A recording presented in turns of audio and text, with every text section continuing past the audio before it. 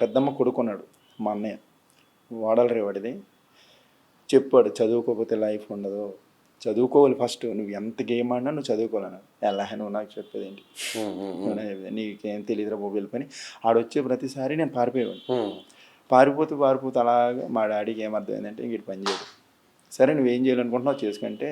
అప్పుడు నేను గుంటూరు పత్తి బ్యాటరీలు ఉంటాయి కదా, తాడు తయారు చేస్తాను, రైట్. దానికి వెళ్ళిపోయాను.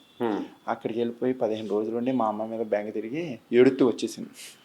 వచ్చేస్తే ఇంక ఇలా కాదని చెప్పి ఒక 1 year డాడీతో యాటకి వెళ్ళాను.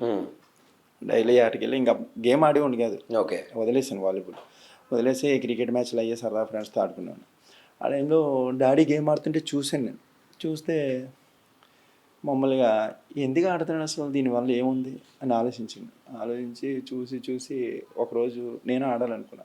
ఒక రోజంతా బాల్తో పాటు ఉన్నా, దాని మీద ఇంకా వ్యామోహం పెరిగింది, ఇంకా ఆడాలి.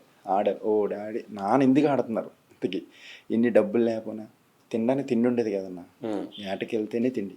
కానీ గేమ్ ఆడొచ్చి ఆటకి వెళ్ళాలంటే చాలా కష్టం. ఓకే, అది ఎవరి వల్ల అవుతుంది.